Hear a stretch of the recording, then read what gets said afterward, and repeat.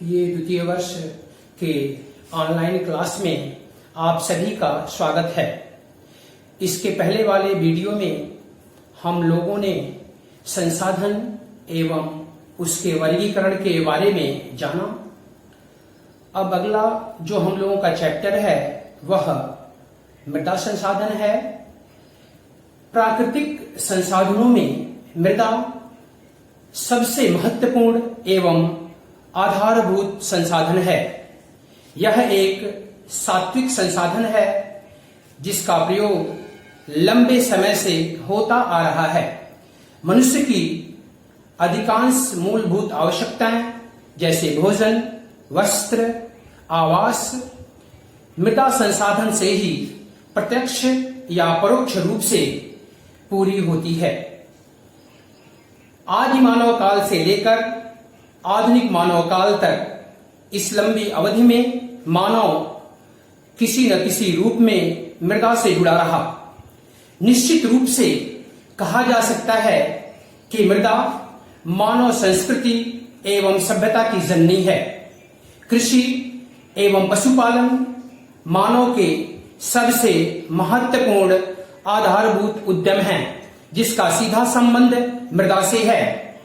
आज भी जनसंख्या का सर्वाधिक संकेंद्रण नदी घाटी क्षेत्रों में ही पाया जाता है, जिसका मुख्य कारण मृदा ही है।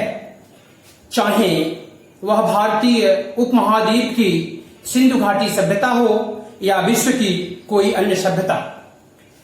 एशिया की लगभग 3/4 से भी अधिक जनसंख्या उपजाऊ मिट्टी को क्षेत्रों में ही स्थित है, जहां आसानी से फसलों का उत्पादन किया जाता है। अब हम बात करते हैं मृदा की उत्पत्ति या उसके तत्व की।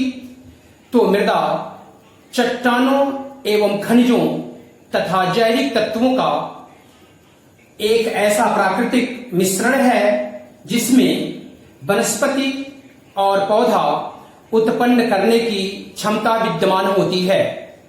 मृदा निर्माण एक सतत प्रक्रिया है।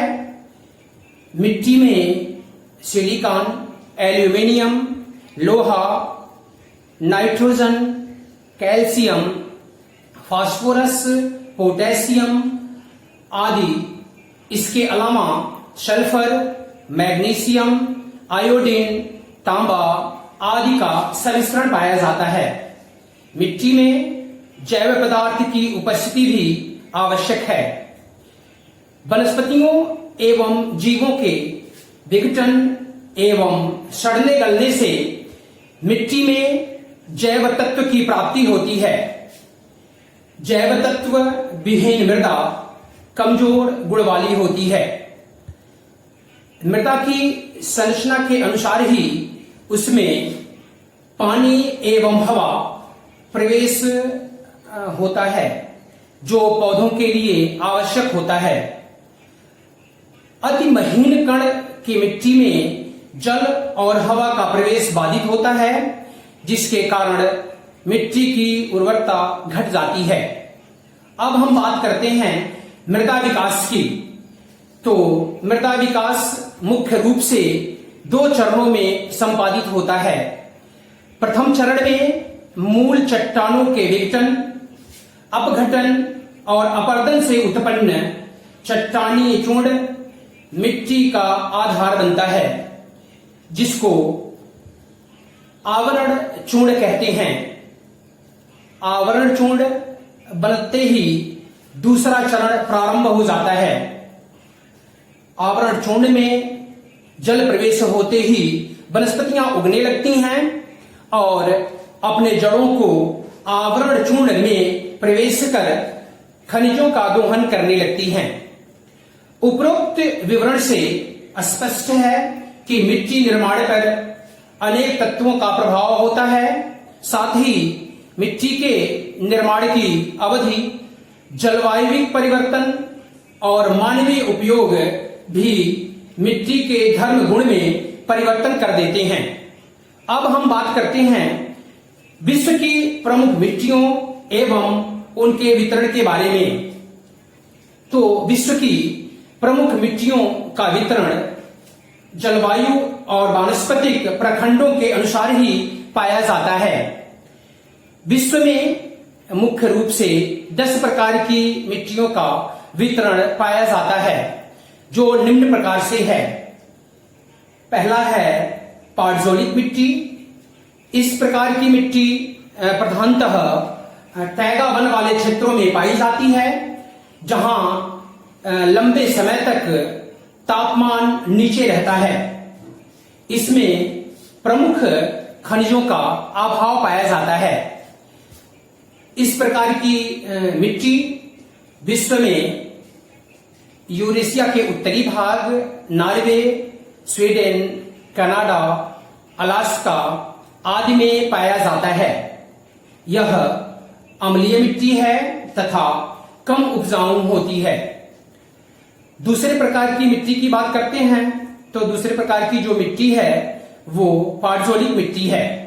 यह मिट्टी तैगा वन क्षेत्र में दक्षिणी छोर पर, जहां चौड़ी पत्ती वाली वनस्पतियां तथा अपेक्षाकृत अधिक तापमान एवं वर्षा की प्राप्ति होती है, वहां पर प्राप्त होती है। यह पार्जोल मिट्टी से अधिक उपजाऊ होती है। इसका विस्तार संयुक्त राज्य अमेरिका के मध्यवर्ती पश्चिमी भाग, पश्चिमी यूरोप, उत्तरी चीन और कोरिया में है।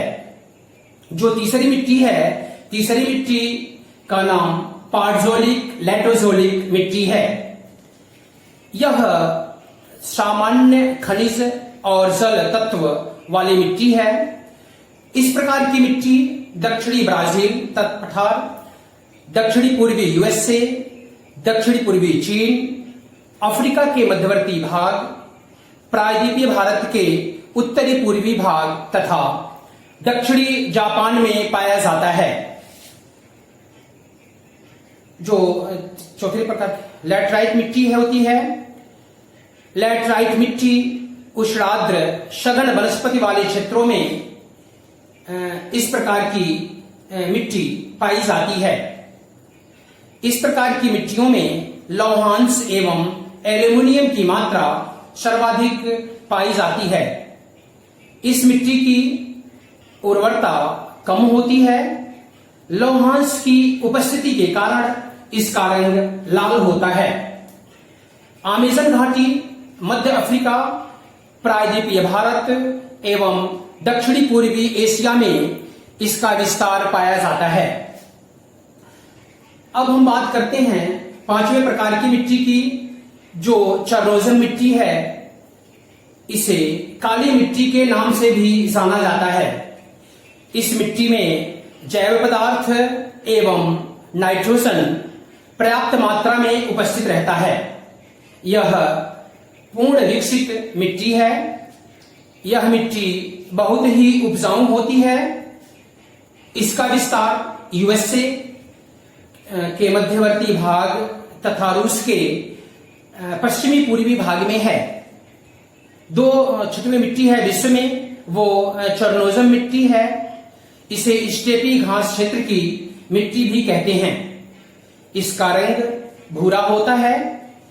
इसमें चूने की प्रधानता होती है। यह एक सामान्य मिट्टी है। इसका विस्तार दक्षिणी अमेरिका के समानांतर एक पेटी तथा रॉकी पर्वत के समानांतर एवं ऑस्ट्रेलिया के पश्चिमी भागों में पाई जाती है।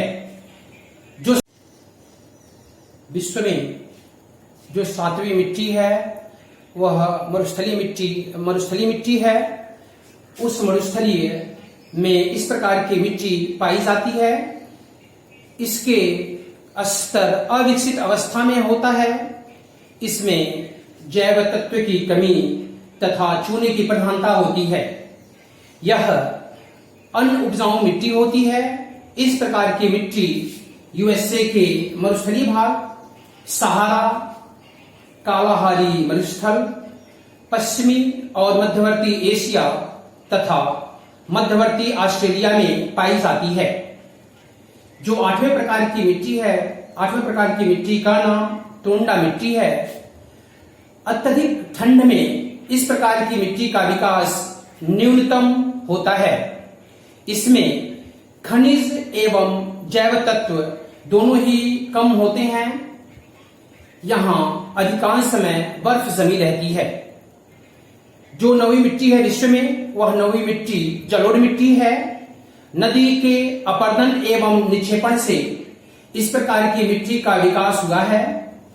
यह जैव पदार्थ तथा खनिजों से युक्त होती है। यह विश्व की सर्वाधिक उपजाऊ मिट्टी है। गंगा मैदान, अमेज़न पराना प्राग्वे, कांगो, दजला फरात, नील नदी आदि के क्षेत्रों में इस प्रकार की मिट्टी पाई जाती है।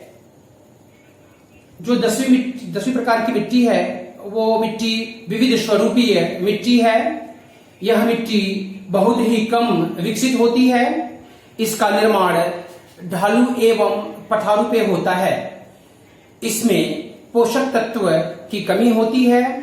रॉकी, एंडीज, पश्चिमी एशिया के पठार आदि में इस प्रकार की मिट्टी पाई जाती है।